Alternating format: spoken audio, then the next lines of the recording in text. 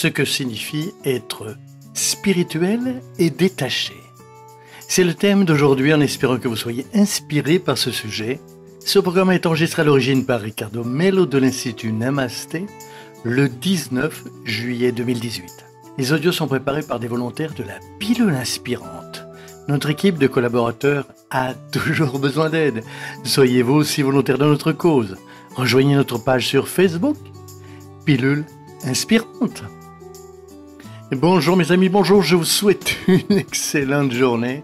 Nous commençons avec beaucoup de joie une nouvelle pilule. De la lumière et de la paix à votre cœur, à vous et à votre famille. Nous avons le cœur rempli d'amour et je partage un peu de notre travail autour du monde et bien sûr avec l'aide de nos amis qui répandent l'évangile et qui font eux aussi un travail merveilleux.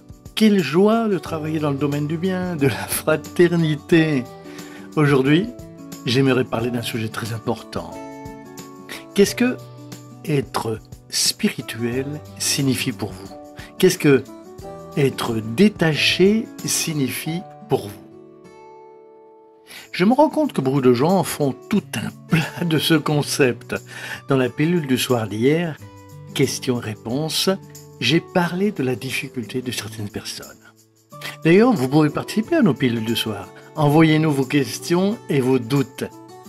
Hier, nous avons parlé au sujet de la difficulté que certaines personnes ont de comprendre que pour évoluer spirituellement, pour que le détachement se fasse, nous n'avons pas besoin de tomber malade, d'être misérable ou de souffrir profondément d'un point de vue matériel. Non, ce paradoxe de la doctrine judéo-chrétienne du sujet qui souffre, qui traverse tous les problèmes du monde, qui vit isolé de la vie, qui est abandonné par ses enfants ou sa famille, qui vit dans la pauvreté et se spiritualise ainsi, cela a été utile pour certaines vies de grands leaders spirituels que nous aimons. Par exemple, pendant que j'enregistre cette pilule, je vois un magnifique message et une image inspirante de Saint François d'Assise, ici devant moi, dans un beau tableau. Cela faisait partie de la vie de François. Quand on voit la vie de Mère Teresa, la vie de Chico Xavier, la vie de Jésus lui-même, on finit par voir beaucoup de points communs de notre doctrine.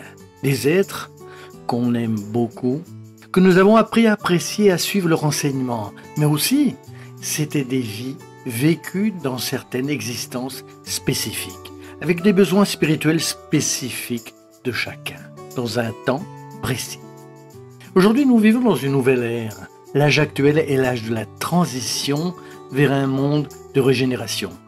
Et dans le monde de la régénération, les inégalités sociales ne sont plus acceptées, comme nous vivions autrefois et vivons encore pour l'instant. Les maladies ne seront plus acceptées comme aujourd'hui.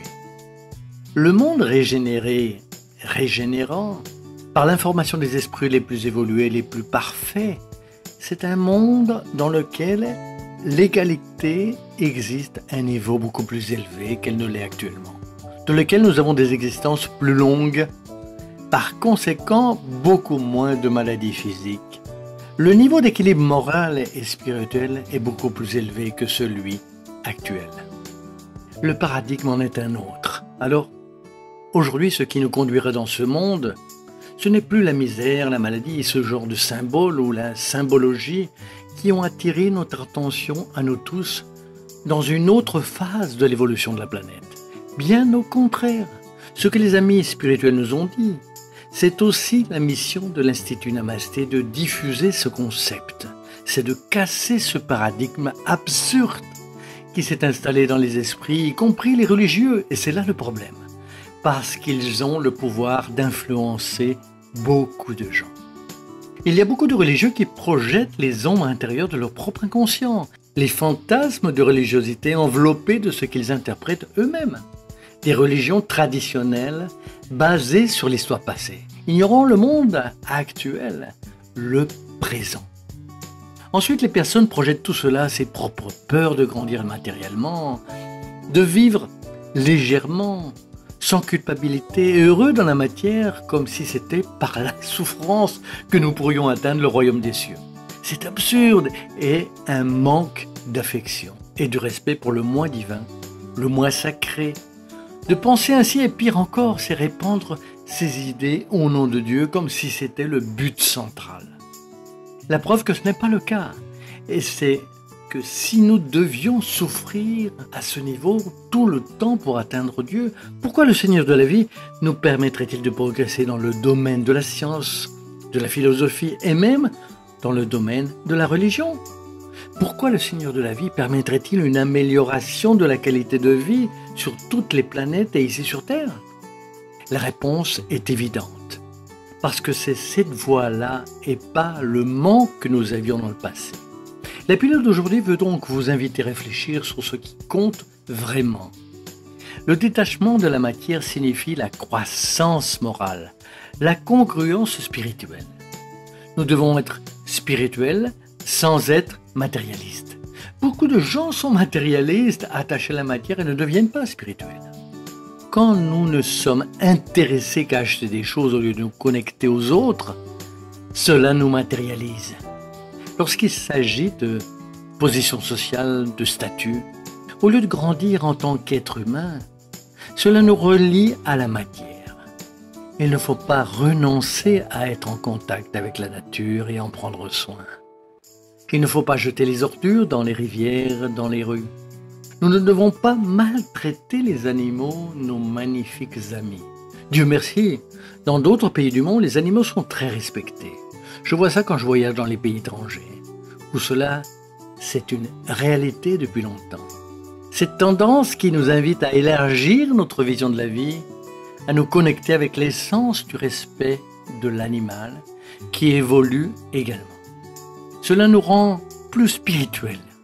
Nous ne pouvons pas nous attacher à la violence et nous devons renoncer de toute façon à consommer de la viande. Donc, chacun doit réfléchir à ce que cela signifie vraiment d'être spirituel et détaché de la matière. Quel concept avez-vous dans votre cœur? Enfin, pour finir, nos amis spirituels nous parlent directement dans nos activités et c'est ce que nous avons appris avec Chico Xavier et Divaldo. Déjà cité ici affectueusement et tant d'autres médiums et esprits nobles. L'amour libère, l'amour nous relie. Nous devons vivre d'une manière aimante, sincère, légère, heureuse, aidant les uns les autres à être heureux, sans préjugés social, sans préjugés d'orientation sexuelle, sans préjugés racial, sans aucun préjugé. C'est ce qui nous dématérialise, car cela enlève la matière à l'âme et nous rend plus légers, plus heureux, plus dignes de vivre une vie adéquate dans la matière.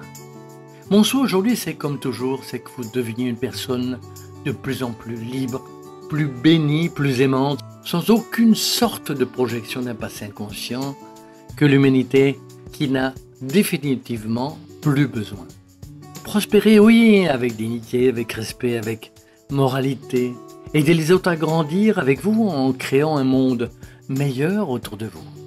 C'est cela le détachement quand on arrive à le faire, l'âme légère et en paix, tout en étant conscient que ce passage dans la matière est rapide. Rien de plus que ça, juste un passage de plus. Que Dieu continue de vous inspirer et de vous éclairer comme il le fait toujours. Nous partageons de bonnes choses, nous devons les partager car notre projet n'existe que grâce à vous. Nous avons parlé de retraite spirituelle et beaucoup demandent « Ricardo, quand sera la prochaine retraite spirituelle ?» Il y aura 2 ou 3 jours dans lesquels nous plongerons en nous-mêmes et nous méditerons. Je vous apprendrai à méditer. En plus des méditations, nous aurons des pratiques contemplatives qui, au Moyen-Âge, les grands maîtres spirituels les utilisaient et qui se sont perdus dans le temps, mais nous voulons aider à les populariser dans le monde entier. Ça va vous aider à sortir du tumulte du quotidien, des problèmes que vous avez au sein de la famille, chez vous, et même dans la religion. Et s'immerger en soi, même si c'est pour seulement 2 ou 3 jours. Comme c'est bon de voir les gens ouverts à plonger dans leur propre âme. J'aimerais vous remercier pour votre soutien. ça va être spirituel. Se détacher de la matière sans cesser de vivre consciemment la matière. Que Dieu vous bénisse de la lumière et de la paix, vous le savez déjà mes amis. À bientôt, à très bientôt.